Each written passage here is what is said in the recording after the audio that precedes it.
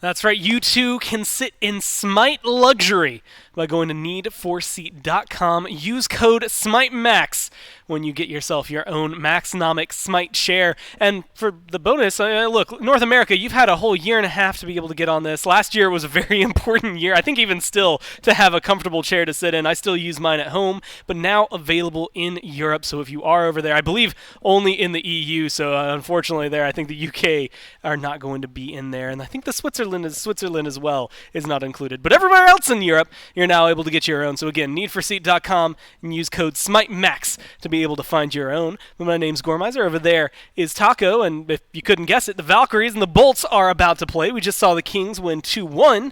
And the Bolts right now, Taco, are looking to continue an undefeated streak as things are going, 6-0 as of right now. Trying, if they can, get their way, I'm sure, go 8-0 by the end of the week. But first, they have to go up against the Valks. The Valks down at the bottom at 1-5. You got to imagine this one feels a little more Bolts leaning. I'm gonna call a spade, Gore, for what it's worth. It's the top end of the league versus the bottom, but that's not to say that the Valhalla Valkyries couldn't make the Olympus Bolts' life a little bit more difficult here. If anything, I think that this could be such an important set for the Valhalla Valkyries to establish that win against the Solar Scarabs, it wasn't just because they were against a coach filling in as a substitute. It's because they are a team that came here to be a contention point in the league, and I do think that there is a possibility, if they are really on their A game, to make this set appear closer than what it is in the standings. Yeah, I'm actually excited to see it. I think the Valkyries that have a lot more punch back, and maybe they'll showcase some of that today, but the Bolts are the team to kind of zoom in on. 6-0 as of right now. For the record, I think I looked it up. I double-checked and then I triple-checked because I kept finding more numbers about it. But E United, team rival, two teams back in, I know, season 4, I believe, at least for one of them, went 8-0 in a row before they had lost one more set. So that 8 streak is the longest. The Bolts are looking to maybe match that at least this weekend.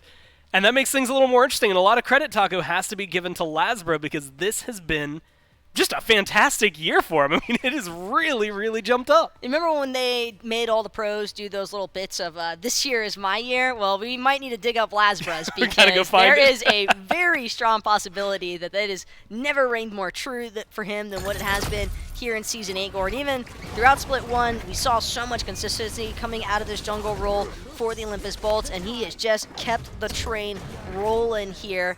Well, I meant to say ball, but you get the punch. You know, it's really just Lasbra takeover for the Olympus Bolts, and he's not the only one doing it either, but he is making it look pretty damn good every single time, and it doesn't matter if he's on the Osiris, if he's flexing into the Serket, the Robin. It seems like Lasbra is just willing to fit whatever mold the Olympus Bolts require of him and perform. And it's been interesting to watch just their draft lately, because it feels like Lasbra starts coming up in the conversation a lot more. I mean, those Fenrirs, I think we see a lot of Serkets up there. Like, a lot of bands versus the Bolts feel like they tend to target out the jungler more than anybody.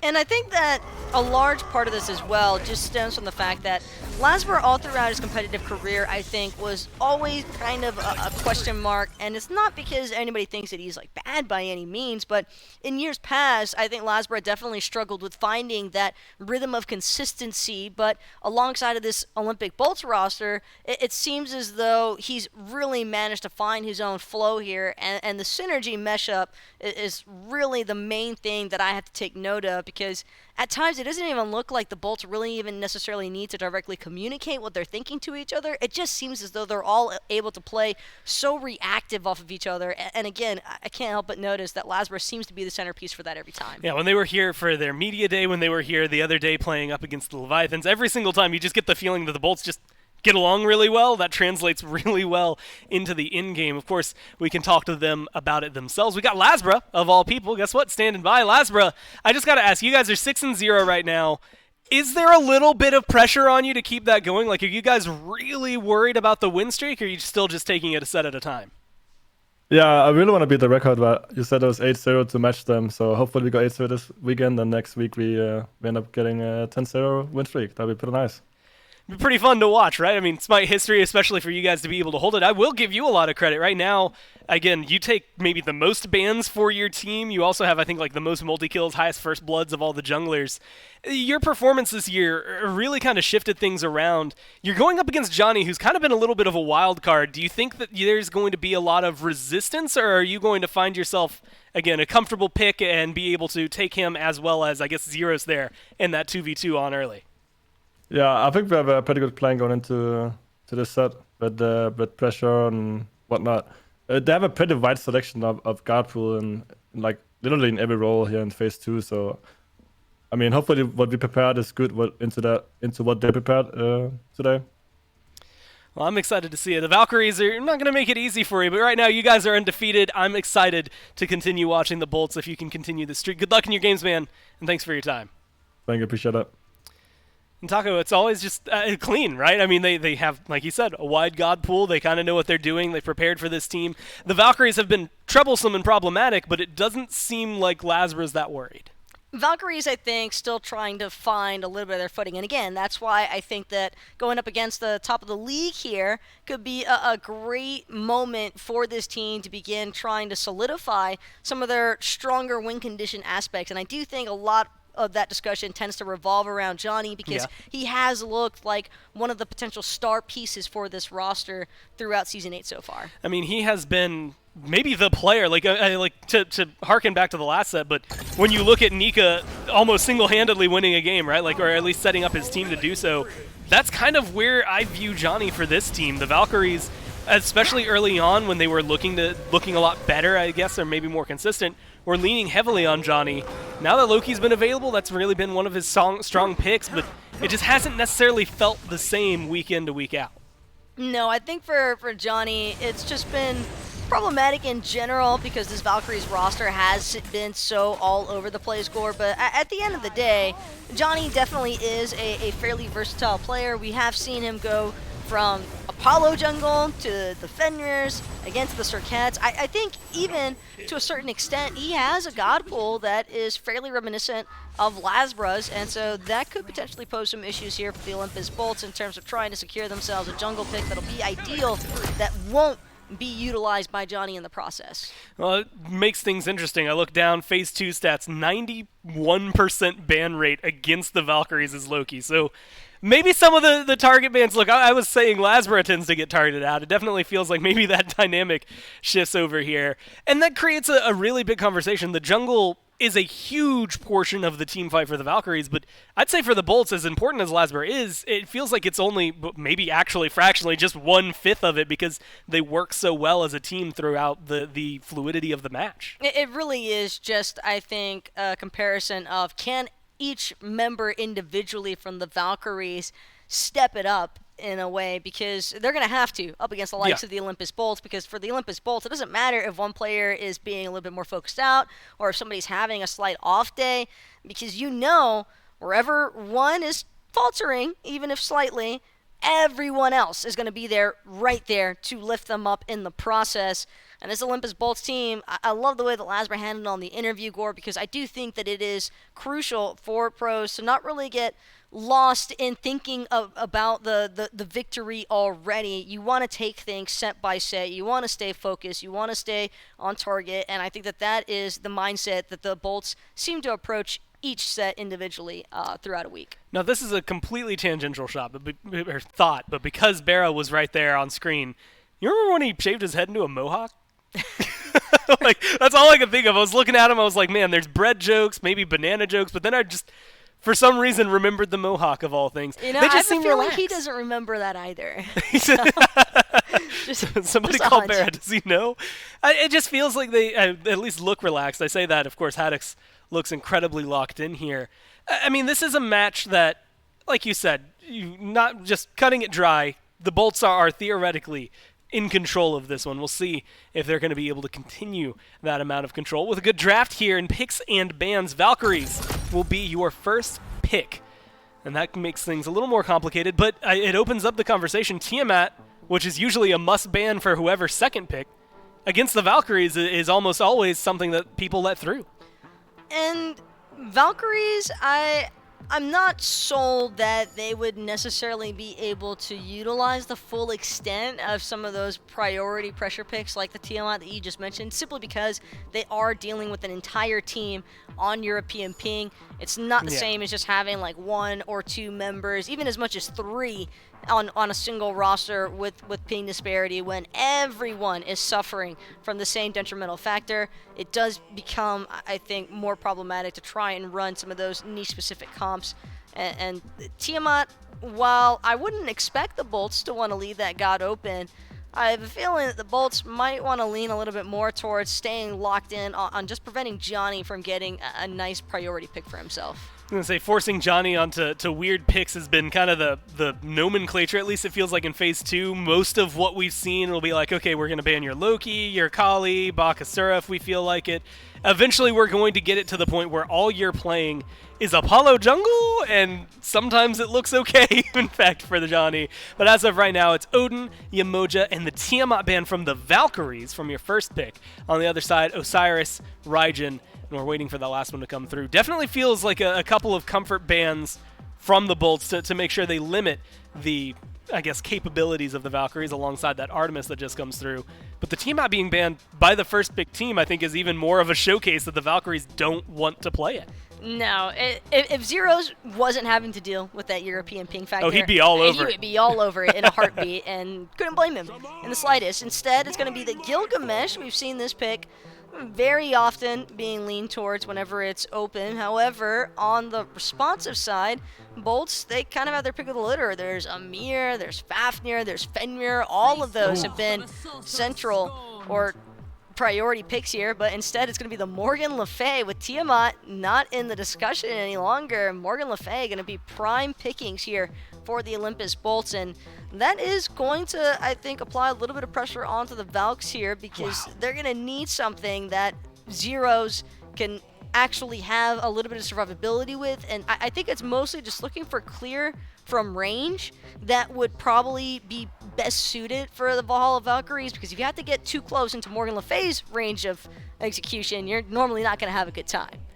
Yeah, and along with the Fenrir, it's pretty easy to guide someone directly into her line of sight, so it makes things a little more complicated for the Valkyries. But it is worth noting this Gilgamesh, as much, well, I say it's a strong pick to take away from Lasbra, but he gets the Fenrir, which is maybe just as strong, if not stronger for him, so it feels like a win-loss in the same way. I guess it'll be fun to watch how that works out, because Johnny hasn't gotten to play it a whole lot. He's gone to his Tsukiyomis quite a few times. He's obviously like the Loki I had mentioned earlier, but this Gilgamesh, especially against Morgan Le Fay, you'd think it's going to be helpful. Well, ideally, you'd want it to be helpful, but there's a little bit of the range aspect that I was kind of hoping to see here, and it introduces some nice control. I like the double root capability between this Discordia and Terra. I think that pairs very nicely, and also Discordia could pose some issues for that Fenrir, whether it's for jungle, whether it's for solo, or support. It's a nice flex pick option for the Bolts, and we might get a little bit more of a clear indication based on this third pick option, but there's the Amir that I was kind of banking on the Olympus Bolts to take.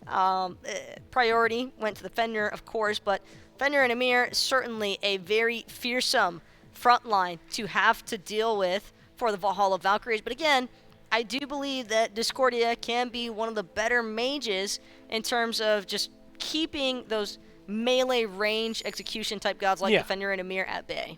And the, I guess, better news for that Discordia is like Ymir, Fenrir, well, Fenrir has a jump, but Morgan Le Fay, not as easy, like much easier to maybe lock down in that strife. So maybe that CC is going to be helpful. Same thing for Terra, as you had highlighted. And we had seen it, we've seen Morgan Le Fay drop a couple of times now in some of these matches, and a lot of it was, at least last week, more dive-oriented. Let's get back behind them. Fenrir and Ymir don't like to let you do that too much, though, Taco. I don't know how well they're going to be able to get back there. Keep it up to date on the bans, though. Serket taken away by the Bolts alongside a Loki, some more Johnny-centric bans.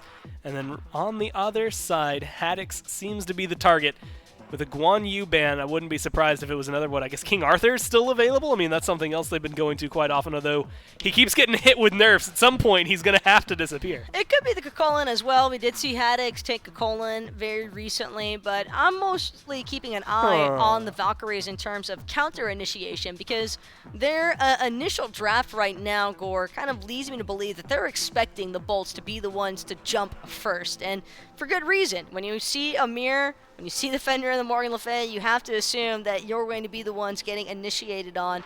But Gilgamesh, Terra, again, I think that both of those gods do an incredibly great job at just keeping the direct space around them under control. And one more time, the root presence, I think, could be very problematic here. And I think that's why the response from the bolts now is going to be Barracuda on this Cupid pick. And again, I think that Fields of Love, just being able to try and counteract some of that AoE presence from the Winds of Shamash and from Terra, it could be really important here. Now, I just want to ask you, because that Heimdall ban comes out, the bolts, like Barracuda is not even the top 4 hunters that I think of when I think of Heimdall. So is that either matchup specific? Like, he's played it twice this year. Let him break out the Barra puddle, okay? And just wait. You don't know what that man's got planned. He's got, well, you know what? I trust that at this point. Look, they're 6-0. They can play whatever they want, but it just feels like such an interesting ban to me. And I don't know what I guess, like, where that comes from. I mean, Cupid, especially now, like Jingwei, Kakulin, like, is Heimdall better into this pack or into this draft that the Valkyries have, or does Cupid and I guess any of the other hunters just not match up the same way? It's more so just the fact that the Bifrost is just particularly problematic, I think, for a team like the Valhalla Valkyries, because one of the primary issues that the Valks have had so far in Season 8, Gore, is just their capability of staying grouped and target focused on the same candidates. I think that this team oftentimes tends to get a little bit lost in the sauce and disjointed throughout some of their team fight engagements. So with the Jingwei, with the Kakolin, I think it's going to be a lot easier for the Valkyries to potentially just corral the bolts into one specific area when the bolts are looking for their initiation. But King Arthur will make a debut here in game number 1 for the bolts, and this is just a time-old classic here matchup between the Kakolin and the King Arthur. And look, hi-rez has an 86% win rate with King Arthur this year. If you keep letting the bolts have it, he's going to keep going for it. Like, there's no reason to shy away. Maybe even more so while I was confused by that Heimdall pick. But, Taco, I mean, the Cupid is maybe the odd man out. Like, everything that the Valkyries have played or are playing, we've seen do well. We've seen, especially for them, maybe fit their style. It is going to be on this other side. I mean, Morgan Le Fay, Fenrir, Ymir, King Arthur is scary on its own. Does the Cupid elevate that, keep it neutral, maybe be a little bit of a detriment? Where is he? Well, we talked a lot about this counter-initiation factors for the Valhalla Valkyries, but I think most importantly, Cupid is just going to do a great job at kind of limiting how much space control the Terra is actually able to provide, because again, Fields of Love having that cripple capability, if Terra does offer purification beats, she could still have some struggles, because if Fenrir, Ymir, and Cupid, as well as the King Arthur, I think Morgan Le Fay is the real star of this draft right now for the Olympus Bolts. Everyone else is meant to just pretty much burn actives for her. Now, Jingwei, not necessarily like a deep diver for that one, but who's going to get back there? Like, is it just Gilgamesh, maybe a little bit of Terra? It's not about getting to the back line. It's just about the Olympus Bolts looking to steamroll the front, center, whoever. It's not about protecting first. Venenu. Yes. It's letting Venenu slaughter anything that stands in his way. Well, they've got a draft to do it, and we'll have to see whether or not they can keep it up. The Bolts on a 6-win streak as of right now, but the Valkyries hot off their own win as well, Taco. Maybe trying to keep up, gain some of the momentum, because it was the first win they had in months. Definitely going to try and ride that forward.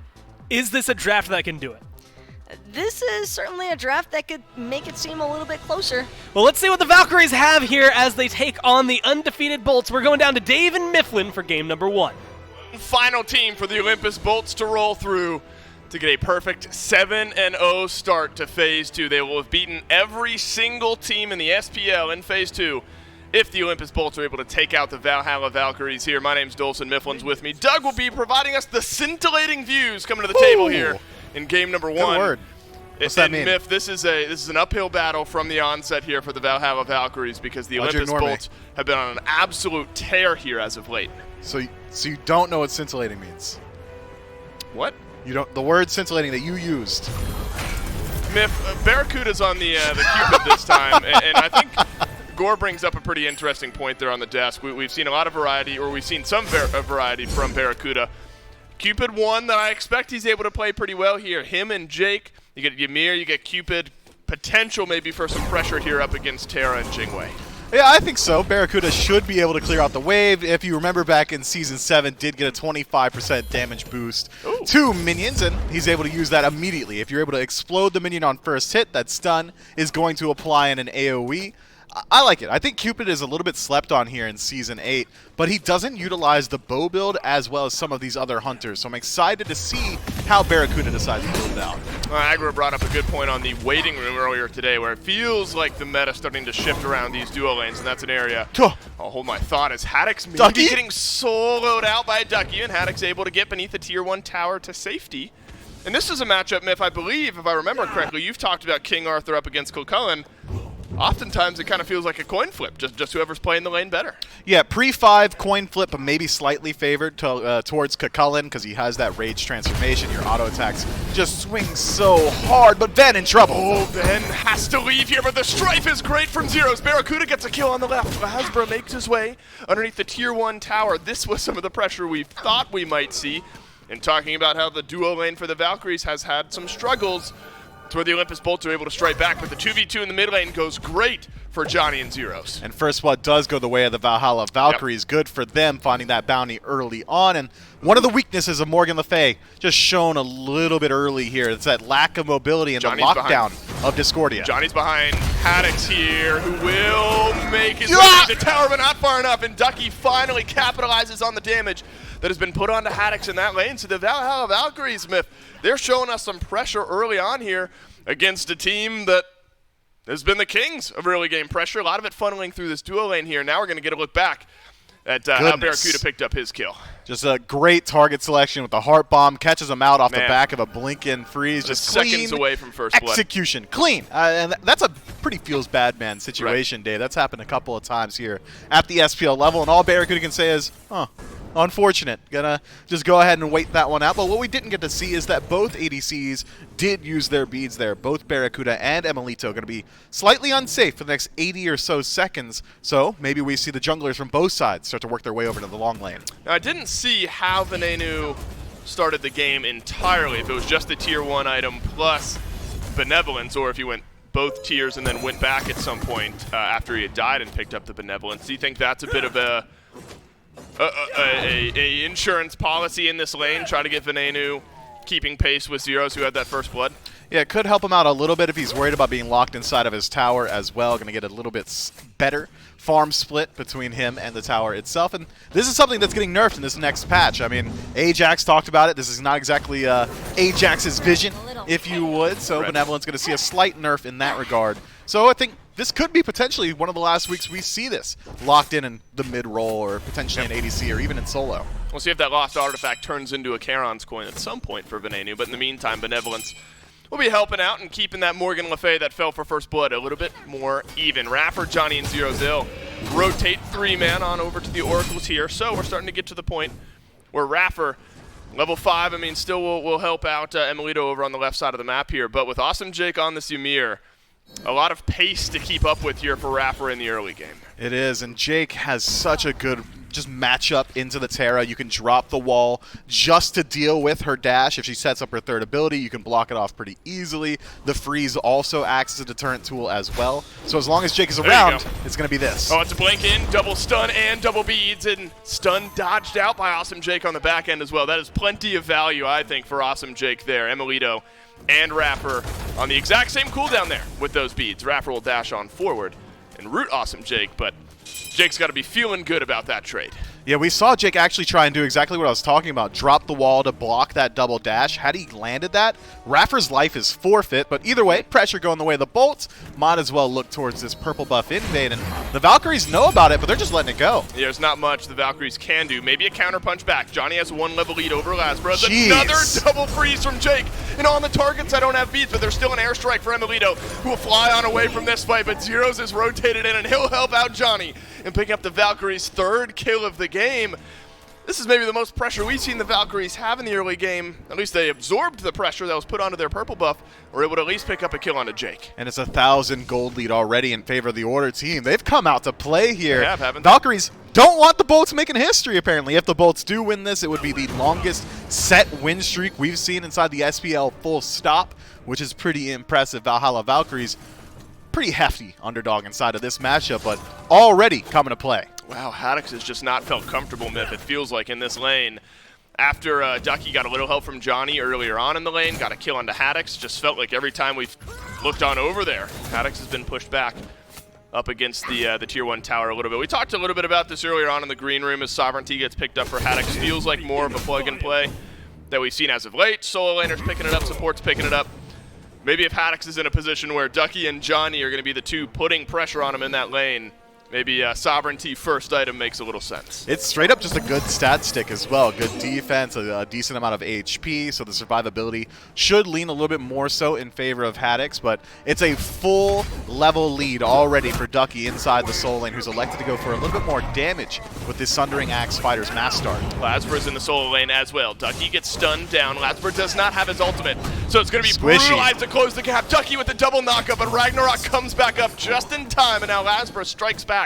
And this is exactly what the doctor ordered for ha1x, a route back into that lane to get his feet underneath him. But Ducky intelligently holds on to the beads, realizing that it doesn't get him out of there just about ever, so he does maintain his survivability, and that's kind of a byproduct of the build that Ducky's elected to go for. As squishy as he is, sure, he deals a ton of damage, but it opens up the door to rotations from Lasbra, from Ven. Even if Jake wants to rotate over, Ducky is not very survivable until he gets a couple more items under his belt, so good recognition from the Olympus Bolts. The Valhalla Valkyries, despite that, still maintaining that 1,000 gold lead. We have seen these moments, haven't we, from the Valkyries, and we'll see what Johnny does here. If Awesome Jake overextends, could be a 3v2. Barracuda could drop down the Fields of Love and said Winds of Shamash used first. Awesome Jake into the Shards of Ice. Fields of Love is down, and Awesome Jake peeling out on himself just a little bit. The dash through from Raffer is going to set up for the airstrike, and Emilito picks up a big kill. And it's so easy for Johnny, he just rotates on in. Awesome Jake and Barracuda poked their head a little bit too far forward, and now Jake down for the second time this game. Ven actually started a rotation over. It seemed like the Bolts really wanted to put up a defense on this purple buff, but Ven got caught out by Zeros on the rotation in, which leaves Awesome Jake high and dry. The damage output from Barracuda alone drops 3 members of the Valkyries to about 20%. So if Zeros doesn't catch out that rotation, I think that fight goes the way of the Bolts handily. The gold lead somehow shrunk since we talked about it being a 1,000 gold lead. And that was the point I was making. Yeah, look, it's actually trending downward towards the Bolts, despite a kill there over onto Awesome Jake. That's something we've talked about with this Valkyries team. They found this early pressure, but then converting it into leads has been difficult. Lasbra brutalized onto Johnny. There's a double freeze from Awesome Jake yet again. And Venenu now picks up his first kill of the game. And a great ball keeps Zeros right where he's at. And Apple flies on through. The knockup is there from Venenu on the other side. And the Olympus Bolts are going to have to chase this one down if they want the kill. And that is exactly what they're doing. Lasbra jumps in, but misses the Unchains! Oh, the strike is done. Zeros turns it around, and Lasbra overextends. In this Discordia, off to a great start, 2-0-1 for the Valkyries mid. But despite being 2-0 up against Ven's 1-1, it's equal levels. The neutral objectives, the neutral farm, have been going the way of the Bolts just about every time. And God, Jake, slow down. These walls are crippling as Barracuda takes a 1v1 up against Emilito, lets him fade away. Now the Olympus Bolts have realized where they need to put their pressure. Keep it on to Zeros, because honestly, this is a great start. And Zeros is elected to go for a very expensive build. The Bolts still have the opportunity to shut him down. ha1x now being chased by Ducky and Johnny. It's a blue buff invade. Lasbra is going to make his way to the right-hand side of the map. Could be a 2v2 skirmish here, but the blue buff gets dropped. And so now it's up to the Bolts if they want to continue in, try to fight this blue buff, despite it already being taken down by the Valhalla Valkyries. And it looks like Ducky and Johnny will make their way out safely. So Awesome Jake is 0-2-2, Myth, but I don't think that... It's the best 0-2 you've ever seen. Right, it's the best 0-2-2 I've ever seen, maybe. It's so many double freezes. I couldn't tell you the last time in this game a freeze only stuck onto one player for the Valhalla Valkyries. Feels like the beads have been under pressure. Raffer and Emilito earlier on. Zeros has to use his beads in that mid lane fight just a moment ago. The way Awesome Jake plays this pick, I think, can't be understated. That said, an earlier conversation we had is about how Raffer and Emilito sometimes fall behind in these games. Raffer's off to an 0-0-3 start and level lead over Awesome Jake. So this Terra's been looking good, and the Valhalla Valkyries duo lane has done what they needed to do at least through the first 10 minutes. Yeah, Jake has been spending a lot of his time generating pressure on the map, rotating to mid, finding these multi-man freezes, even looking for the aggression inside the dual lane. He rotates into dual lane after Barracuda's already cleared the wave. He doesn't care about the farm itself, and because of all of that emphasis on trying to generate pressure, he spends a lot less time farming, is going to put him slightly behind, about 1 level behind to be exact, but that's not too bad. I mean, what he's afforded his team has been so big. Remember back, Ven got first blooded this game, but because Jake has been so free with his farm, so generous, if you would, Ven's now benefiting from a lead. And top net worth in the game for Venenu. Venenu utilizing that benevolence, and now maybe a chance to get a kill on the Zeros, and the wall is perfect. He can't just freeze. He can wall off as well, and Awesome Jake sets up another kill, though Venenu doing a lot of the legwork there. That means an immediate call onto the Gold Fury now for the Olympus Bolts. Rapper is close by, but the wall will get used to try to slow down Haddox, but it's not going to work. Instead, the root will get used. And now the Olympus Bolts grab the Gold Fury for themselves there in a kill deficit, but they've brought this game right back to even. And Ducky on the other side of the map is at least able to strip away a blue buff. I thought we might see the Valhalla Valkyries head over towards the Pyromancer, but not an option. It's another good wall from Awesome Jake. The Ragnarok gets used on the Rapper. Plenty of tankiness, though, Miff. It's a good eye there as the Terror will dash away and nearly no damage connects. Rapper actually might be full HP here. So just a little skirmish for the Bolt. See if they can get something on the back end of that Gold Fury. Really the only worrying trend right now seems to be that Ducky's continued to roll this lane over in the solo lane. And it's not even that bad. Ducky's rolling the lane, but he isn't extending that lead to the rest of the map. Haddox might be behind, but he was present for the Gold Fury. He was ready to put up a fight and just defend his position, allow his team to take that objective. The Valhalla Valkyries right now are not playing around their leads. They haven't rotated anyone over to this solo. The good news is there are still level leads for the Valhalla Valkyries. Hey, there it is. On other lanes of the map. Yeah, you just got to do this. You got to punish Jake because we know that this happens sometimes. Jake will every once in a while get caught out on this pick. Now 0-3-3 on the Ymir. Pyromancer will get secured here by the Valkyries unless Haddox has something to say about it, which he does not. And that's the fight back you need, because it's in games like this where the Bolts start to pick up those kills, start to pick up some of the objectives, the gold starts trickling back towards the Bolts. That's when things can pick up in their favor. And I think that was an important pick and an important objective secure to keep the Valkyries relevant in the first 15 minutes. Man, there's something different in the Valk's water this time around, Dave. These guys are moving just concisely with decision-making. They're deciding where they want to take these fights and forcing engagements there as well. And normally we see the Valhalla Valkyries kind of start to spin their wheels at this point in the game. After the neutral objectives have fallen, it feels like sometimes they don't know where to push their leads. But already you can see from the grouping on the map, how they're moving around, they are looking to play as a team right now. This is a very different look at the Valks. Right, there was a concern that they weren't playing around their leads, and then over the Pyromancer they do. Unfortunately, Rapper, no escape from this one. Enough chains DC, so both supports in the last couple of minutes exchanging deaths with one another's teams, with each other's teams, I suppose. So the Olympus Bolts are able to get one back here, still fighting at a gold deficit. Right now it feels like Zero's been involved in a lot of the fighting and the engaging that's been happening here. 3-1-1, 4 out of 6 kill participation for the mid laner.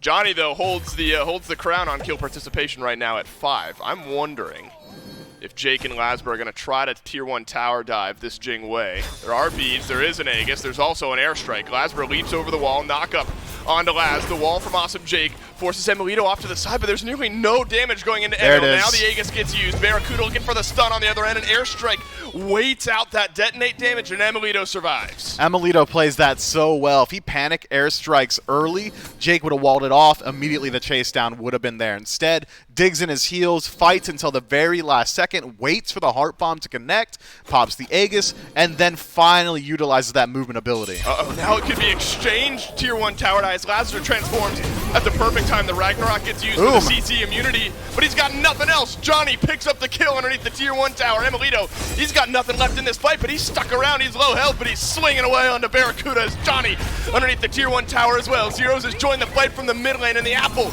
will be just shy of connecting on any of the Olympus Bolts, but still in the back line, it's Johnny running them down. But Anu, though, able to find some damage, and it's Emilito who takes a tumble. Valhalla Valkyries stick around in this engagement a little bit too long. Johnny is able to make make his way over the wall and should be able to escape out of this one. If Ven can't connect his third ability, there's not a lot of chase potential here. Valhalla Valkyries, man, that was a clean dive. Raffer trades off the tower aggro with his ADC just in time for it to go down. Continues the chase out there. Lazra tries to get involved early on in the engagement, but with legitimately 0 mana after that ultimate comes through, nothing available after that. I'm loving this from the Valkyries. Where's this been all year? What feels bad, though, is Embolito there. I mean, you play the Tier 1 tower dive onto yourself near perfectly, and you stick around and end up getting taken down a few moments later by Venenu. It's a good look at the graphs there, though. The gold lead finally has started to grow for the Valhalla Valkyries. Remember, it was 1,000, then it dipped down to closer to even for the Bolts. Now it's starting to build back up. So all of this is a real physical, concrete way of showing what the Valkyries are doing, despite trading out an individual kill here, an individual kill there. What they are doing, the Valkyries, is resulting in a bit of a lead here. You're even in support. You're a couple levels down in mid, though, Myth, and I think that's got to be where the pain point maybe starts to arise, where Venenu on this Morgan Le Fay be able to farm up and get involved. But the Valhalla Valkyries do have a good composition to deal with the Le Fay once this turns into a 5-on-5 engagement. The wins of Shamash, Zeros is able to connect the Golden Apple, Ducky's dive potential in rage form and otherwise, all incredibly good tools to chase out what is a largely immobile god like Morgan Le Fay. So, despite Venen being about 2 levels up, maybe about a level and a half, it's not such an insurmountable lead as long as the Valkyries keep their heads on a swivel and are ready for it inside the 5v5. Right, the counterpoint to that is that Johnny is 2 levels up over Lazarus, so both teams playing with the 2-level advantage in one of their roles. This is a big Fury fight here. It's the Oni Fury, so not wildly impactful at this state of the game, but important for some gold and maybe a team fight on the other end. Looks like the teams are going to slow play this one. The Bolts won't be able to sneak it away if the Valkyries leave. But instead, Bolts may be looking towards mid lane. But I think smart here from Johnny to play a bit further back, not get picked out early. Zeros dodges on out the lead from Lazra, and no engage just yet.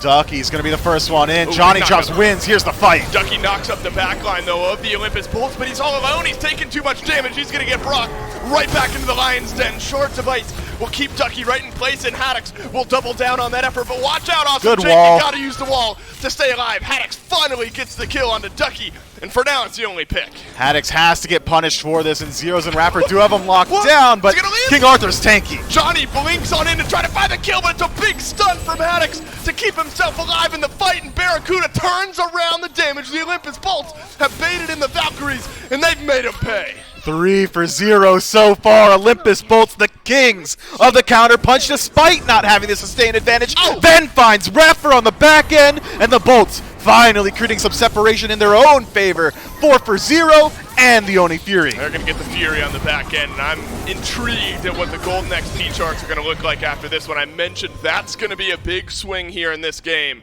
And a big swing it is. It was 2,500 XP, 1,500 gold, now down to almost literally that on the other side. Big swing. That fight goes so well for the Valkyries, but Ducky goes a little bit too deep. Goes in on his own, gets dragged back into the maw, as you so eloquently put by Lazra. And at no point were the Valhalla Valkyries ready to follow up on that. Had maybe Raffer got a little bit further forward, dropped the Earthern Fury onto Ducky, he could have stayed inside of that engagement, stuck around and put out his pressure, but instead was forced to retreat, gets caught out by Haddix, and well, we saw how it went from there. Haddix goes unpunished, walking to the 3 members on his own, creates so much space, and the Olympus Bolts, with that space created, do what the Valhalla Valkyries were not able to. They surge forward and turn that fight on its head. Remember, it's been a 1-level lead at least for Ducky effectively since the onset of this game. Now that's been flipped. Haddix with a 1-level lead, 2 levels still in mid. Venenu 4-1-4, 8 out of 10 kills participated by Venenu. Gore on the trivia segment of SPL Waiting Room today was talking about how Ven, or one of the questions was that Ven had the highest KDA last week. Ven just continues to play like a man possessed, and the rest of the Bolts playing around him as well, and I think that's an important shout out to give. But if this trend continues where the mid lane play from the Bolts is just going to be at this level, no team has been able to beat him yet in this phase, right, Miff? They're 6-0, they're a good shot to go to 7-0 with a win over the Valhalla Valkyries here today, and a lot of that thanks to Ven and the way he's been playing. Ven's play has been clinical. It feels like the only way to describe it. Every single one of these engagements, when Ven gets involved, it's because Ven made the decision to get involved. The Valhalla Valkyries have not been able to force the issue onto this Morgan Le Fay. It's always been him engaging. Wouldn't you guess it?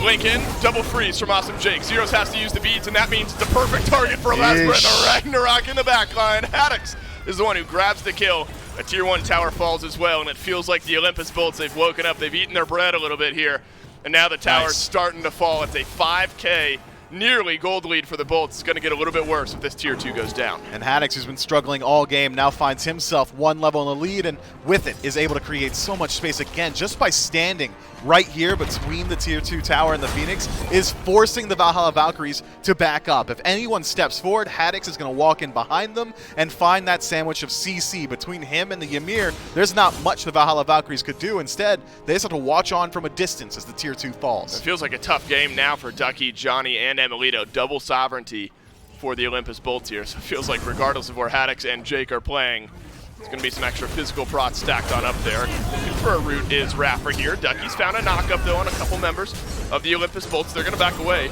Barracuda's on the left-hand side of the map, though. This fight, without the ADC on one side, without the mid laner on the others, Raffer's taken just a bit low, still over half HP, and that means this Terra can re-engage at some point. A stun onto Haddix, but he'll dash away. Awesome Jake finds the 2-man freeze for the peel, and that should spell the end of it, but Lasbra's going in, finds Emilito. Big in from Lasbra, and Emilito dies on off, and the Olympus Bolts, they found their second wind in yet another fight. Haddix will pick up Raffer, and the Olympus Bolts find a clean 2-kill swing. 4-1-3 on Haddix after an 0-1 start. Shame on me for thinking a fight is going to fizzle when the Bolts are involved. They've always got that second wind in them, and, well, it comes up in a big way. Raffer dead for 25, Emilito dead for 30. All adds up to a great Fire Giant push for the Olympus Bolts. They could just go ahead and walk on in and work with so much time of the dual lane Valhalla Valkyries just on the grayscale. It's all up to zeros on the steel. Maybe Johnny works his way in there, but I'm not sure. I want the Valkyries to even attempt a Fire Giant play. I love Ben's player cam right now. You see him laughing, feeling good about himself, and I'm sure the Olympus Bolts 4-1-7 have got to feel like they're in the driver's seat of this game, and the Golden XP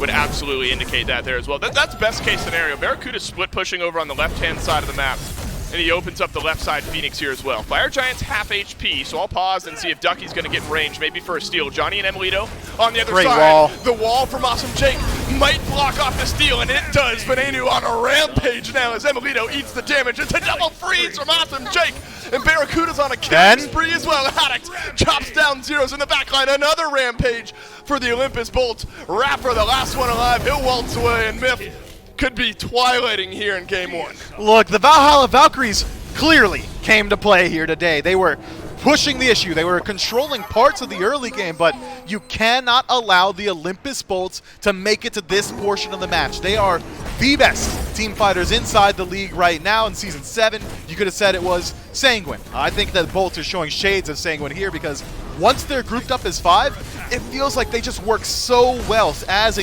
unit that they're nigh unstoppable between the front line of Jake and Haddix and this clean execution clinical backline of Ven and Barracuda. What are you going to do about it? There's not much. And here I'm concerned if I'm other teams about Awesome Jake on this Ymir as well, because how many times have we seen a 0-something and 0 start that then gets turned around? But in a game like this, where he starts off 0-0 with an assist, it just feels like there's nothing you can do against this Ymir pick.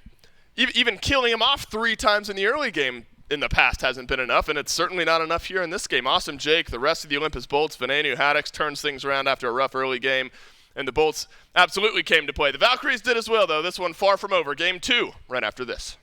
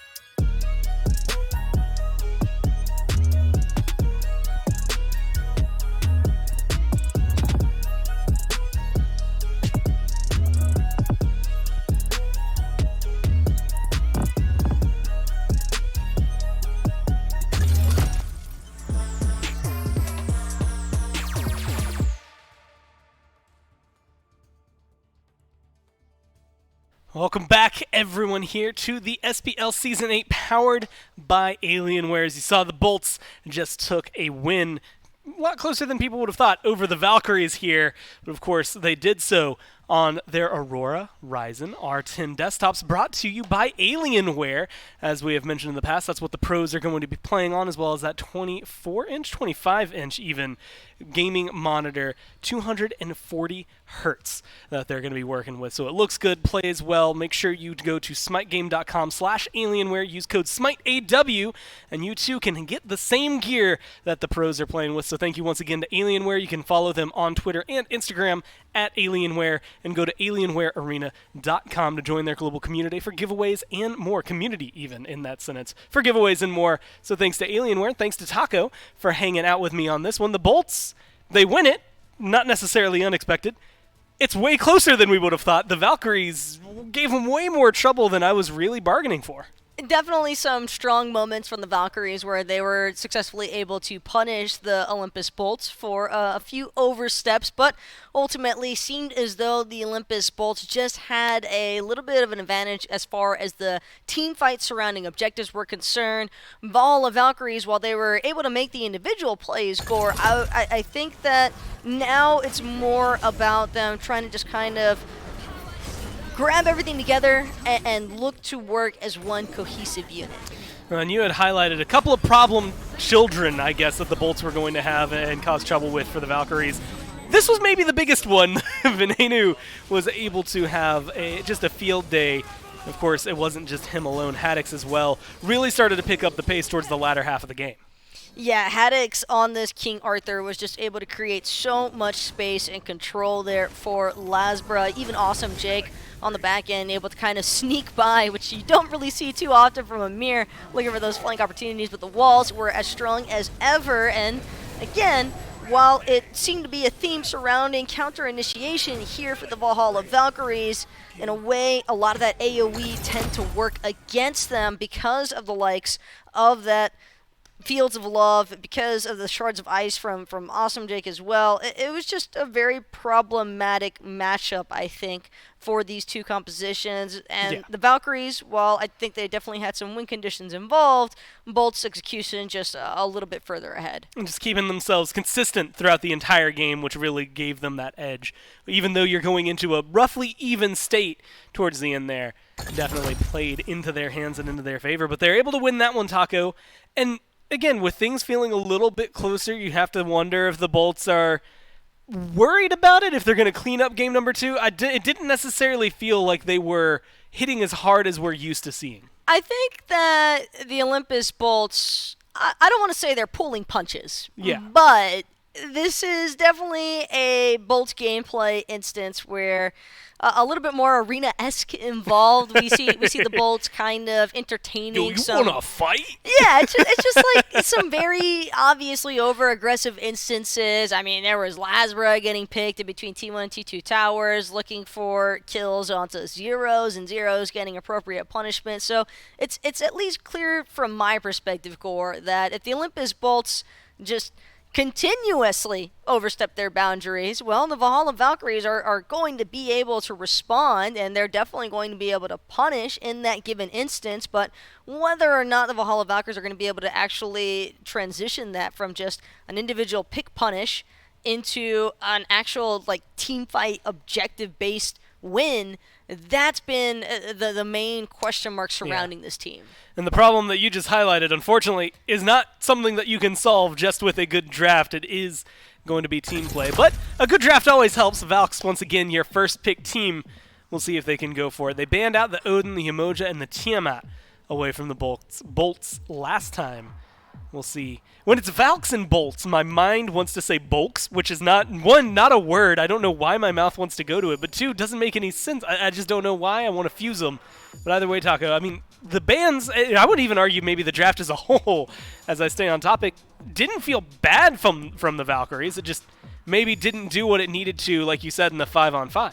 Well, the Olympus Bolts, they're not hesitating in the slightest as far as what they don't want to see the Valhalla Valkyries piloting, and it's actually going to be the Morgan Le Fay, so a possibility, I believe, for Tiamat to actually wind up in Zero's hands. Whether or not he feels comfortable with that pick given the ping disparities he's been having to operate with. But it doesn't matter, because one thing's for sure, you cannot afford to let Venenu have this pick option. So it'll be Tiamat as the first selection choice out of the Valhalla Valkyries. But again, this does leave open some relatively strong response options here, and Gilgamesh going to be the first one locked in. There's a possibility that we see Jake look to revisit that Amir. Fafnir still up for grabs. Same thing for the Fenrir. A lot, I think, could be said in terms of the establishment of the front line, and it will be the Amir here for Awesome Jake. Yeah, you call it, and they see it and match it. The thing that's interesting to me here, Gilgamesh Amir, very, very successful for the Bolts in what we have seen. Tiamat, 0 for 3. Every game that Zeros has gotten her here for the Valkyries hasn't gone their way. Like you said, Ping maybe not necessarily being as friendly to Tiamat as he would like. But it's going to be the Loki plus the Terra. And look, Terra Loki. I'm saying the wrong combos each time. It's Terra and Tiamat, the two that I'm trying to shrug away. It's the Loki that stands out to me the most, because he's the one that was kind of the shining light for the Valkyries in the beginning of Phase 1. But this Loki could have a little bit more issues here, Gore, when trying to deal with the likes of that Winds of Shamash. Even the Amir ultimates and the walls are definitely going to be strong cutoff opportunities here for the Bolts to kind of stop Johnny in his tracks. Not only that, but Serket, I think, an excellent god in terms of counteracting what it is that Loki loves doing best. Loki loves looking for those flank opportunities. He loves looking to be that clean-up component in a composition, and I'm just not sold on how useful that's actually going to pan out here for the Valkyries, given how much mobility is behind this Serket, on top of the fact that Lasbra also has the flex option now to build a little bit more tanky, even to just further enhance this front line out of the Bolts. Well, the Bolts lock in a Serket alongside this Gilgamesh, which is maybe throwing things for a loop. With Ymir up there, normally I'd see Serket Gilgamesh and I'd say, well, Serket support, obviously. Gilgamesh belongs in the jungle. Now I see Ymir, Serket, and Gilgamesh. Is that going to be Lasbra taking the Serket, Jake for the Ymir, and Gilga going solo? Yeah, I think that makes the most sense to have Haddix on the Gilgamesh and Lasbra with the Serket, because I just think that the Amir and Serket alone is such strong crowd control that it's going to be very problematic for Johnny to basically try and work his way into that backline, because even if he does find a successful ultimate, he's still going to have to actually try and close on the pick, and Serket taunt, you've got Amir freeze, you've got Amir slows. It's just so much chaos, and that seems to be the main issue for the Valhalla Valkyries throughout a lot of their sets. Even when they get picks that they prefer, they're not necessarily getting a chance to operate them in the manner of which you would prefer. Well, the Bolts, they banned out that Kukulkan, they banned out the Wukong to try and limit the matchups there for the Gilgamesh. The other side, it's the Morrigan, it's the Baba Yaga. And Bara obviously liked this Cupid, treated him pretty well at the very beginning of the game, treated him well throughout the entirety of game number 1, and he goes right back to it. The Valkyries get to choose their matchup. Last game it was Jing Wei. I feel like Bara's confident that nothing's going to take him on.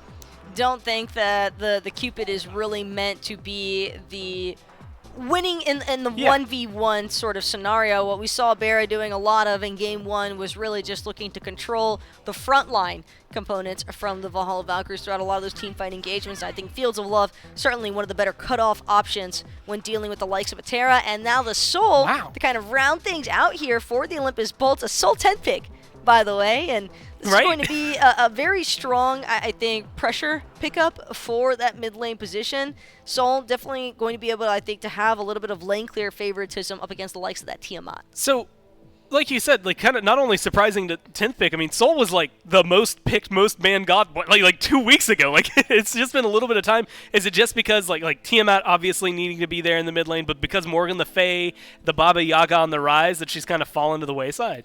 Well, there's that, and I don't think it's necessarily that Soul has fallen to the wayside as much as it is just when you have a Soul, it's typically because you want to look for a particular playstyle, and I think in this circumstance for the Olympus Bolts, they're just looking for pure shred. When it comes to the objective gameplay, the confirmation I think, is just slightly more favorable here for the Olympus Bolts because they have that Stellar Burst, they have the Supernova, but I said Soul for the mid lane. Then again, there is a chance Bear that likes to play it. we could potentially see a flex pick option of the Soul heading into the dual lane and keep it for the mid lane if Vinay's feeling like he wants to particularly switch it up. But again, usually if it ain't broke, don't fix it. Yeah, I think that happened earlier this year. There was a point they locked in Chiron Soul, and the very first thing that happened was, well, but Vin likes Chiron, so we got to keep that into the equation. We'll figure it out how things are going. But, of course, again, it wouldn't be a Valkyrie set if things didn't have to be remade at least once. So there is a remake going on for this game, guys. We're going to end up throwing this to a quick break, but then we'll be right back with game number 2.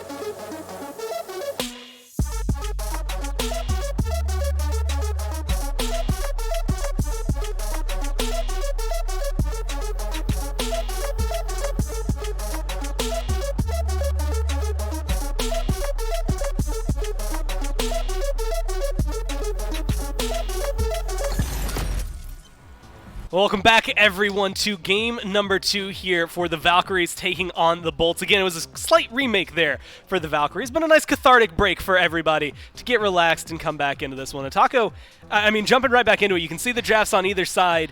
This feels, as you had said, a very turn-and-burn draft from the Bolts. Is it going to be pretty easy for them, or is there a lot of, I guess, just problems on the other side? Well, a lot of it's going to stem just how well this Tiamat's actually going to be able to fare for the likes of the Valhalla Valkyries here. But according to certain undisclosed sources, Zeros has revealed the fact that he will be trying out the support starter. I have to assume that that is in relation to Benevolence, and much like the price explosion, it was a very, in the 1970s score, a little history tour for you right now. Okay.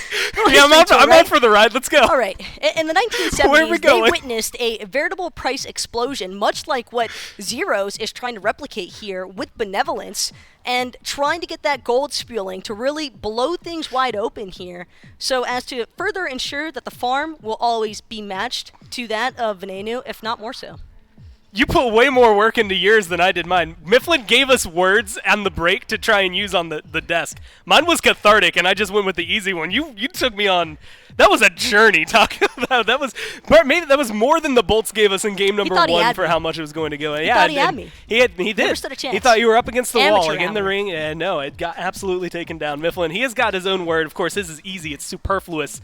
I can't remember what Dave's is. So just listen for those during the cast. It'll be very fun. But the Bolts right now leading 1-0 right in the standings as well, 6-0, so they're going to continue potentially a win streak. The Valkyries looked incredibly strong there in game number 1. We're going to see if they can continue that streak, maybe turn this around, push us to a game number 3, or if the Bolts are going to be able to just end it right here and now. Taco, one last time, if you're looking towards the backline, Guan Yu, is that going to be enough to shut down what is going to be the Soul Cupid? I think we're about to see the Bolts bolt into a 7-0 potentially, but Valkyrie should make it interesting. Bolt in, bolt out. We'll see what happens in game number 2 as we go down to Dave and Mifflin for the cast.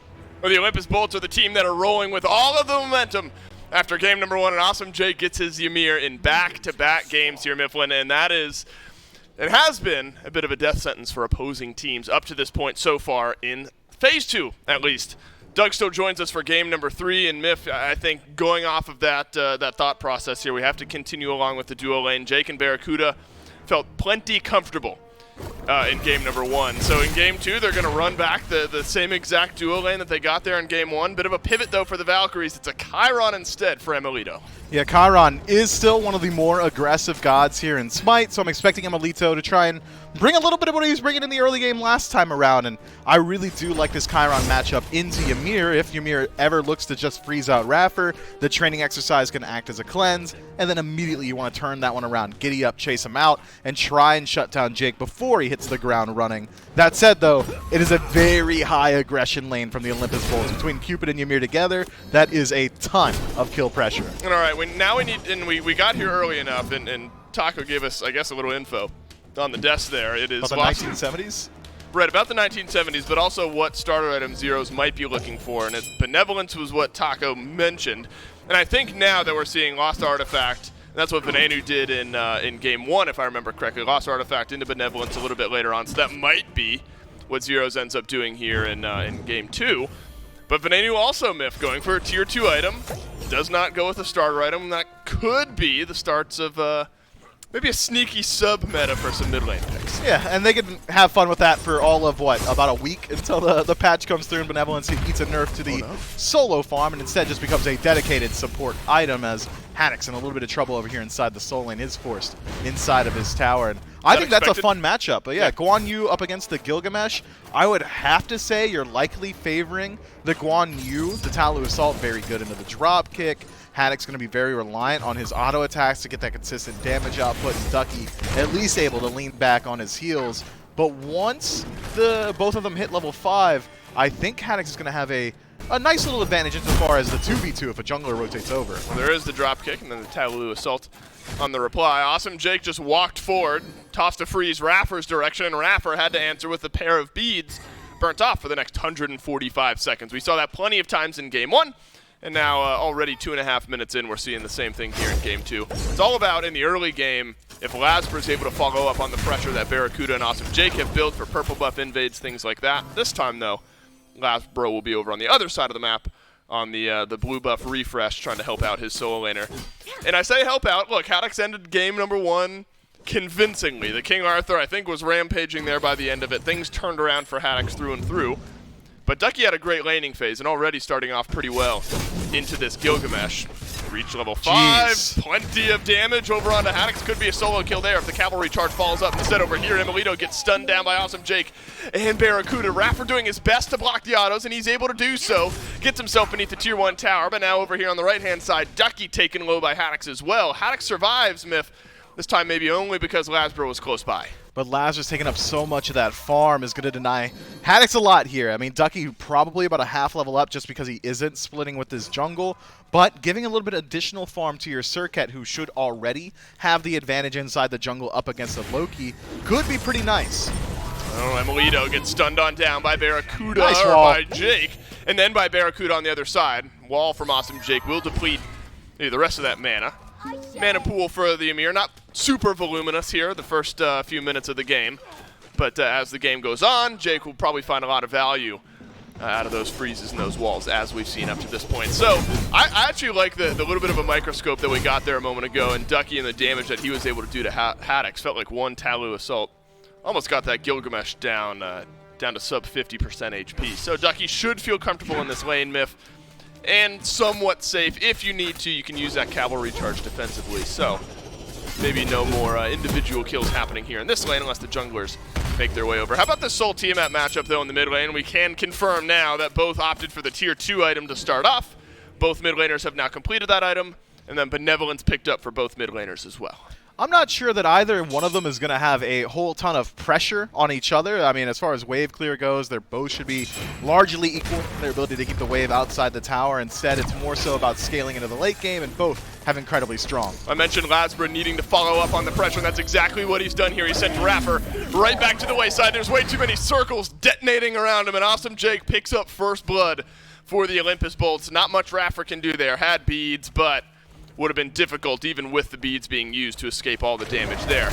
That's kind of what we saw in game 1, wasn't it? Where Jake and Barracuda had a lot of pressure pushing in against the Valkyries, and eventually Lasbra on the, Fenrir in game 1 made his way over. This time the Surket makes an early rotation. That's first blood. And last time around, it was a lot later on in the match that we saw that. It was Valhalla Valkyries who were eventually able to rotate in and then turn that fight around. This time around, though, Zeros was a little bit more interested in clearing out his own red buff rather than rotating towards the invade itself, and likely for good reason. He is just level 7, just finishes up the Karen's coin, so instead, gonna wait a little bit until this Tiamat makes her way into the mid to late game where that scaling is really gonna become apparent. That said, Ven already showing a propensity to rotate out of the lane early on for these engagements. Could cost him a little bit insofar as farm. I'm excited to see how this one pans out. Olympus Bolts already showing that they want to take fights early on. Yep. Greater Scorpion going down, creating the Gold Fury. That's a great POI on the map to, again, force engagements. We'll have to keep our eyes on that as the Gold Fury will spawn here in seemingly no time at all. Johnny and Lasbra might meet over on the Olympus Bolt side of the jungle here. It's 1 level lead for Johnny. This Loki's been able to kind of sit back and farm, whereas Lasbra sent some pressure towards the left side of the map. We were wondering if and when this Loki would eventually make its way into Johnny's hands. And so I think there's a lot of pressure. Johnny plus Loki, I think there's a lot of pressure here to show up, I guess, for the Valkyries in game 2.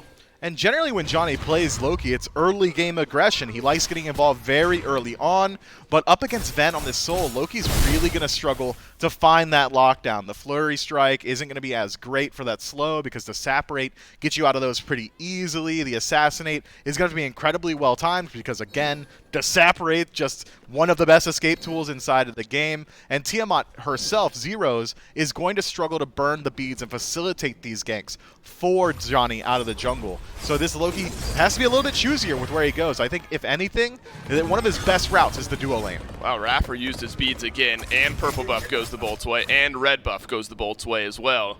And that's all while Lasbra's over here on the right side of the map. That's just Venenu rotating over, and they're just being more pressure in the 3v3, which is, this time, Hunter support and mid, rather than what the Valkyries have on the right-hand side with solos and junglers there. So that's a worrying trend now for the Valhalla Valkyries, where it's felt like there's not really been a lot of help over here on the left side of the map. If anything, it's been the opposite. We've seen a lot of this for Emilito, who has to use his beads. And just this continuing cycle myth of there being no beads on Rapper or Emilito has only paid to the tune of 1 kill, but could get a little bit worse as time goes on. That's just the nature of this lane, Dave. Awesome Jake and Barracuda both playing gods that put a lot of pressure onto your defensive relics. I mean, a freeze is either you beads or you die. The same can be said of the Heart Bomb stun or a Fields of Love. All these tools are so hard to deal with for the Valkyries. Emilito, sure, does have CC immunity inside of his ultimate, but isn't able to relocate himself incredibly easily, so generally is forced to use the beads in the giddy up. Rapper has a ton of survivability in the late game once he gets a couple more levels into Earther and Fury, but until then, watch out he for essentially Johnny. has to use the beads. Johnny's on the left side of the map here. Awesome Jake nearly gets the kill on Emilito. In fact, he does. The heals. Johnny's got to chase this one down, but Barracuda drops some heals down for his support. Rapper's going to rotate into this one as well. Awesome Jake avoids damage for long enough to blink away, but Barracuda's detonated by zeros. And finally, the Valhalla Valkyries have some life in game 2. You know, Jake put Johnny's ankles in 17 pieces across the battleground, and Barracuda got kind of crossed up there as well. Wasn't able to escape out, but what are the bolts doing on the map? They're stripping away the tier 1 tower, and that is a lot of free range around these neutral objectives. This could be good. It's a cavalry charge towards Venenu, who does a lot of damage to Ducky. Will Exactly. Rapper find the lockdown? No, he won't. Instead, Lasbra is going to use the ultimate, but Johnny answers in turn and chases Lasbra right beneath the tier 1 tower. Nearly enough damage from Ven, but there's some healing off from Ducky on the other side, and it looks like Johnny will survive. Valhalla Valkyries even up the kills. That's still a great trade for the bolts, I'd say. That tier 1 tower is so huge this early on. Could be a bit of a double-edged sword if the Valkyries are able to freeze the mid-wave at their tier 2. Could make it a lot harder for Ven to find his farm on the map, but that just means that the bolts have to force engagements where this tier 1 tower is valuable for them to have taken, which means head to the Gold Fury, force a team fight there. If you win out on the engagement, where are the Valkyries running to? Tier 1 in the duo lane? Probably not that good. It's so easy to collapse in from there. That's just had a huge bastion of safety lost already to the Valkyries 9 minutes in. Yeah, so early on. I mean, you don't often see that myth, so the way the Valkyries now have to pivot and play around that will be interesting, and the Olympus Bolts are going to continue to build on this gold lead that they've set up for themselves. Gold Fury down, beneath half HP. Raffer the only one in what could be range, but he won't end up closing that gap. So the Olympus Bolts quietly take away the Gold Fury. There were no Oracles down. Valhalla Valkyries, I'm not sure they would have had to say anything about that myth, even if they knew what was going on. I mean, maybe you poke ahead and try to steal it away, but the Olympus Bolts continuing to build on that lead, now up to 2K. Yeah, I think the Valkyries maybe make a good decision not to put up a defense there because of what we were just talking about. If they lose out on the fight, they're going to lose out on the fight pretty hard. It would have been superfluous for them to step up. So instead, play it a little bit slow, wait for their opportunity. Again, wait on this scaling because this Valkyries draft scales incredibly well. I mean, Aggro earlier this week in the waiting room, or even last week, had described Earther and Fury as the get Terra to late game, press 4, win game button. It's just that impactful inside of the team fight. And it's not just the Terra. Loki and Tiamat both scale incredibly well into the late. Lasbra could throw a lifeline to Haddix here. Johnny could do the same for Ducky. Both junglers considering a rotation in. I think you have to sense that there's some jungle pressure in just by the way the solo laners are playing on either side. Now some pings will drop down. Awesome Jake makes a rotation in as well. Venenu is also there, so the Olympus Bolts will have an immediate numbers advantage if any lockdown is to be found. But Ducky and Johnny able to back away beneath the tier 1 tower, safe enough. A root finds its way onto Venenu, who will sustain on up thanks to the item build so far. Rapper uses the bead. Great wall. Ultimate goes down as well. Awesome Jake leaves himself walled up, but he hasn't taken that much damage in return. Now it's about the Bolts kiting backwards and finding damage on the back line of the fight. Lasbra has taunted a couple, and an ultimate goes onto Ducky as well, but there's somehow no kills in the fight just yet. But a leap back through, and the detonation from Venenu gets the first. And Jake again with another phenomenal wall. He is dictating the pace of these engagements. Ven was deep out of position there. Disapparate, sure, a great escape tool, but takes a lot of time to channel and was not given the opportunity, so Jake says, all right, I'm going to drop my wall. Worst case, I die. Best case, I can stick around inside the engagement, and he's already so tanky 12 minutes in that the Valhalla Valkyries were not able to punish him for it. So instead, waits a little bit longer, drops the wall, and the Olympus Bolts do what they've been doing all year so far, this counter punch strategy. The second they were ready, turn that engagement on its head and pick up a neutral objective afterward as well. Don't let him play Ymir. We saw it earlier today. They didn't let Genetics play Ymir for the Kings because he's so good at this pick. The same could be said of the 408. Miff, I think I was worried about asking that question directly. I don't know why. I mean, that's a lot of weight you put on a player's shoulders if you say, should we just start banning this against this guy? We had a conversation about Hurrywind earlier the first half of the year. I know, that's true. And what's so surprising is Ymir is not a surprising ban against other supports, right? That's just a standard ban, it feels like, in a lot of pick ban phases. But Awesome Jake just takes games over. And right now, yeah, it's 2-0-2, 100% kill participation. He's got half of those kills in his own back pocket. He'll find a freeze on the Rapper. A Fields of Love is there on the follow-up. And the silence will keep him in place. The wall just for an insurance policy on the other side. And Lasbra picks up the 5th of the game for the Bolts. And again, that's Jake picking the fight. He knows that the Bolts have such a lead now that it doesn't matter who he engages on. Be it Ducky, be it Rapper, whoever he freezes should likely fall inside of the engagement. That's exactly what happens here. And well, the Bolts not one to leave pressure on the table. They're going into the Tier 1. Yeah, Tier 1 tower in mid has already gone down. We've talked about that a little bit now. We're 13.5 minutes in. Tier 1 on left is also going to go down here. The Olympus Bolts are pushing this lead all over the map. It feels like only the solo lane for Ducky has felt somewhat safe throughout this point in the game. Tier 1 tower on right for the Bolts is actually the one that's closer to going down. So Ducky's felt okay in that lane as we expected he might. He's doing it again. On the Guan Yu. Shards of Ice locks down Emilito, but the gallop on away and an ultimate on the back end could save his life. Lasbra picks the kill. Emilito no chance to use the ult. And the Olympus Bolts will get their 6th of the game. And Lasbra now at 2-1-3.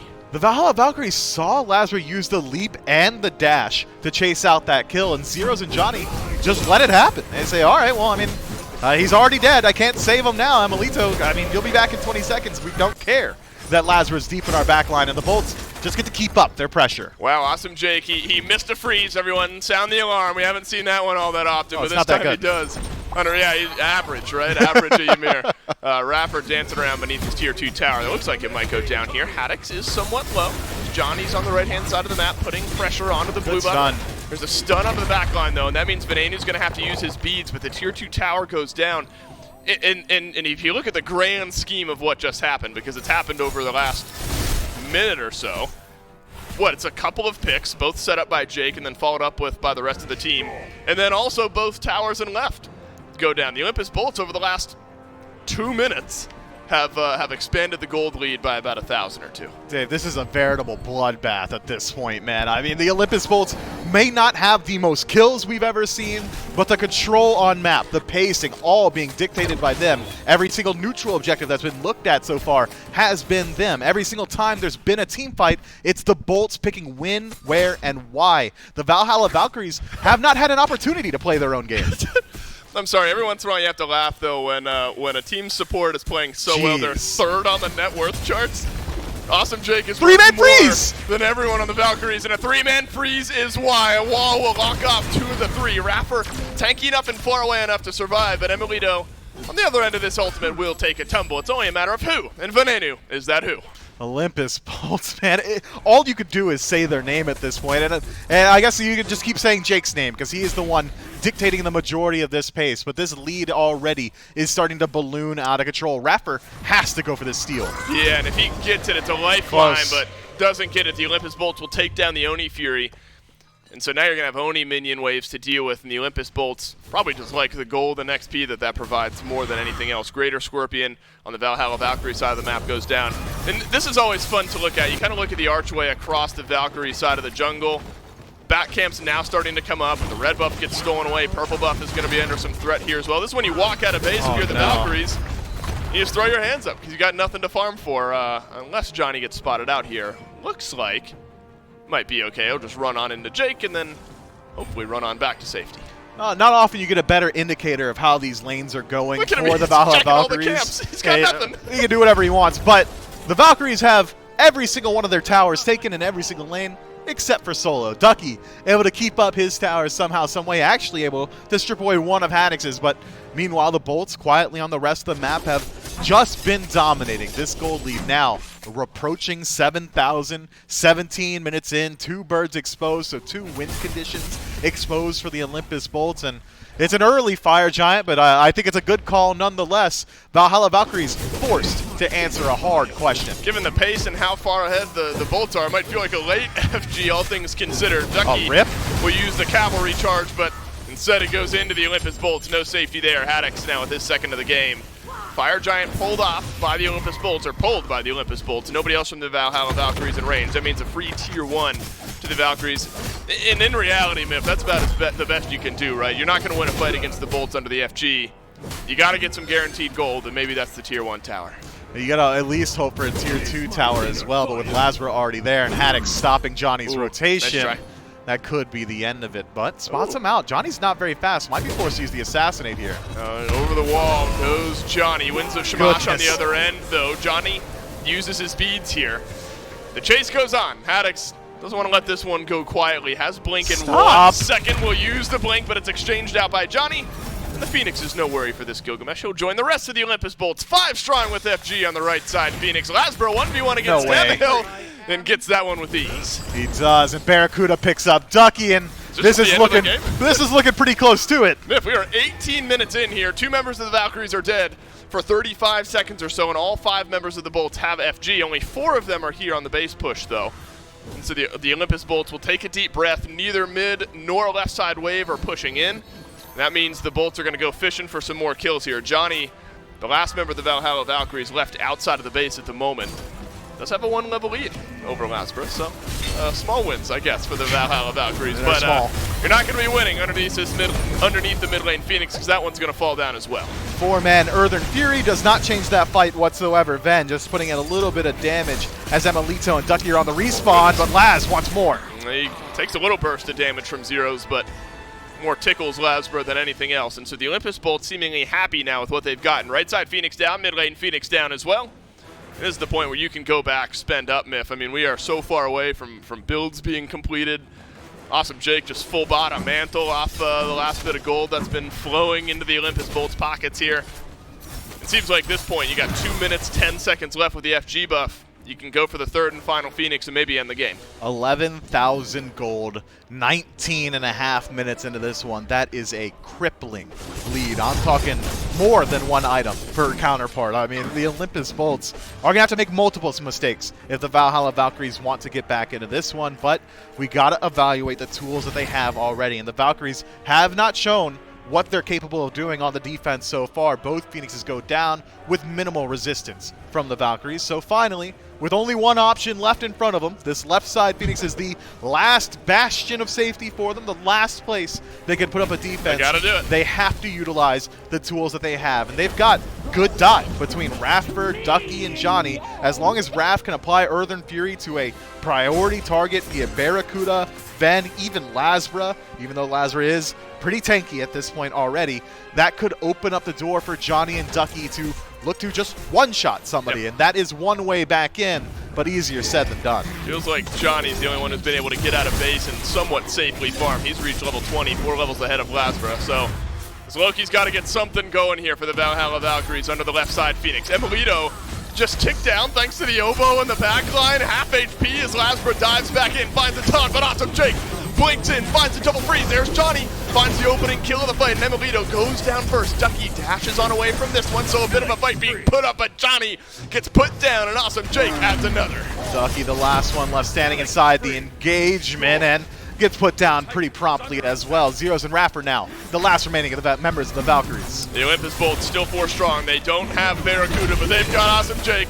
And that's maybe all the Olympus Bolts need. No. Raffer not able to get back to the fountain. The wall is there as well, but Raffer sustains himself back up. Watch out, awesome Jake might die to the Titan for the only time this game, but now the Bolts, with all the gold lead and all the XP in the world, are going to turn their eyes towards the Titan, and the last bit of damage could flow through here, but the Valhalla Valkyries putting up a valiant defense, but it is not up in the Olympus Bolts. When they choose, will end up taking down the Titan, take game 2, take the set, and they'll beat every single team in a row here at the start of Phase 2. From minute 0 to minute end, the Bolts played on their own clock. And they it's, what, chose 22? the fights, they chose the engagement, they chose the neutral objectives, and they chose when to put an end to that Titan. That was criminal, almost, what we just saw. I mean, they weren't pressed at all.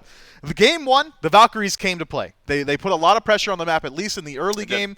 Game 2, they couldn't quite do it again. And that just feels bad, doesn't it, for the Valkyries? You start off game 1, great. You're ahead in gold at certain points in the onset of game number 1. And then the Bolts wake up a little bit and make quick work of things here in game number 2. The Olympus Bolts round out the day with a quick 2-0. Miff and I will take a break, and then the desk will round things out.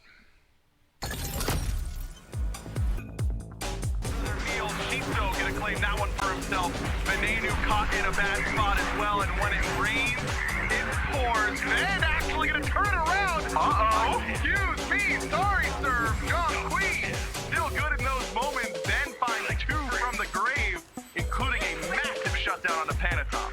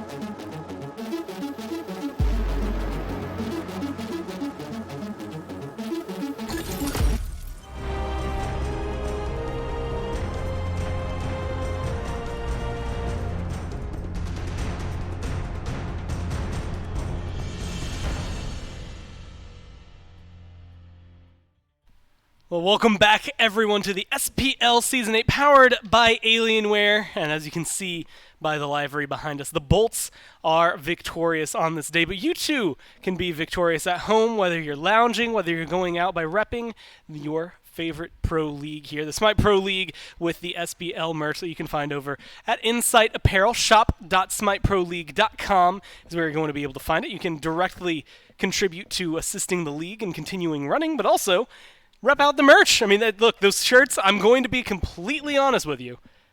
are some of my favorite in my wardrobe. They are very, very comfy, and I like wearing them pretty much any chance I get to. Tomorrow, I know I get to wear my Pred shirt. That's the plan. There's spoilers. I don't know if that's spoilers, but that's the plan for everybody on broadcast, so I'm excited for that. But my name's Gormizer Taco, once again joining me on here. I'm going to throw the link out there one more time because I feel obligated to, shop.smiteproleague.com.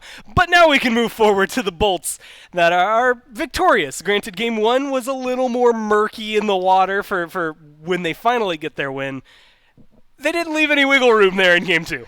No, Game 2 was very Bolts-esque fashion from start to finish, and even with letting the Tiamat go, letting the Loki through, it just didn't really seem to deter the Bolts and their rampage in the slightest. They were just able to control pretty much every aspect of the map and all the objective gameplay imaginable, and I think a lot of it just starts with some of these early game buff invades, just not a whole lot that the Valhalla Valkyries could really do in order to try and prevent this sort of collapse. Chiron kind of just gobbled alive by the likes of Amir. Yeah, Jake just kind of ran at them and didn't seem to have many qualms about it. And the walls, look, the walls are just beautiful. Maybe that's the interview for post game should just be how do get good at Ymir wall. That is the question. Those are what we need answered. It feels like it set up so much for them. Lasbra had a great game on the Circuit as well.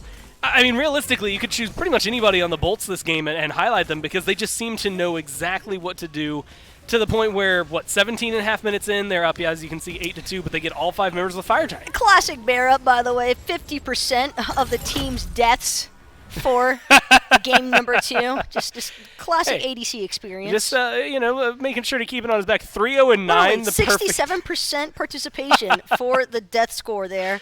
Valhalla Valkyries absolutely abusing the ADC out there, but Barra kind of doing it to himself, man. He's just there for the participant. You know, like they give every kid like an award for playing in the sport. That was the Bolts roster with Barracuda today. They're like, and I guess our ADC here too. So, man, the Twitter drama after this, the Bolts dropping Barracuda. Who will they pick up?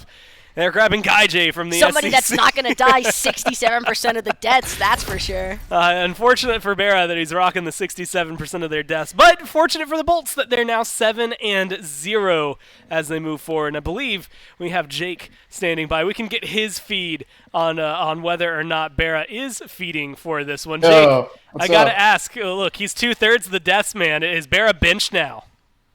Somebody's got to be dangling out there on the hook and fish line, and I'm just glad it's him and not me. Well, speaking of you, I mean, you had a perfect game there in game number 2. The Ymir looks really clean. Is he just the not even flavor of the month, just really good right now? I mean, the walls are really solid. You had 2 games in a row with him. I guess what makes Ymir so powerful, and how great did you feel setting up your team for so much? You simply build the wall, and they cannot go through it, and then they have to turn around and look at you, and they know it's over. But yeah, the Volks were looking really submissive today, and we just took full advantage of that. You just, you elevated yourself from Awesome Jake 408 to Awesome Goat once again to make sure it came through. Look, you guys have beat, let's just say some names. The Valkyries, you've beat the Titans, the Kings, the Scarabs, the Dragons, the Warriors, and the Leviathans. You've got every single team so far this phase. I'm guessing for you, it doesn't necessarily stop here, but how's the team feel just being so successful so far? Feels good. I told Haddix is like, yo, man, the team is all really cool and all, but once we lose, you might get might feel bad, and that hasn't happened yet. So I don't know. Just feels good to be on top and winning everything. Honestly, forgot what losing feels like. Been a while. Don't invite it. It might come back sooner than you would like. Hopefully, at least for your sake and for the streak's sake, it stays far away, man. Thanks so much for your time. And once again, congratulations on your win. Thank you. Have a nice day. You too, Jake. Hope you enjoy it, as well as the rest of the Bolts boys. They cook a lot and they have some good dinners. Hopefully they have a nice celebration tonight to feel better. Because Taco, as I had said, and as Jake had kind of highlighted, it's been a while for them since they lost a game. They're 7-0 now. It feels pretty good to be a Bolts fan. It usually does feel pretty good when you're sitting undefeated, and I think the Bolts' favorite part about it is Gore. they've already made one trip around the SPL. Yeah. The question is, can they keep the ball rolling here throughout Split 2? Because it's only going to get more difficult as the weeks go on. Gore, have to remember, all of these teams, I think, definitely starting to showcase some of their potential. Even the ones that aren't really sitting at the middle of the pack, that bottom of the leaderboard, as far as the standings are concerned, definitely still ample opportunity, I think, for those teams to bounce back. Yeah, right now, if you're following the Bolts and specifically their win rate, later on this week playing the Warriors, next week Kings and Titans that they're going to have to go up against, and then the week after would be the Scarabs. For the record, after doing much more homework, if they beat all of those names that I just listed, then they take the record for the longest win streak in SMITE history, period, at that point. Right now, if they can win on Sunday, they'll tie for the longest regular season. Tomorrow, it's Leviathans, Valkyries, Dragons, Titans. A lot of interesting sets, a lot of fun to be had. Once again, right here, 1 p.m., twitch.tv/SmiteGame, or wherever you happen to be watching this. If you're watching the VOD, though, come watch it live. It's way more fun. Either way, that does it for myself, for Taco, and for everyone here at hi-rez. So thank you so much for tuning in, and we'll catch you tomorrow, 11 a.m. sharp, for the SCC.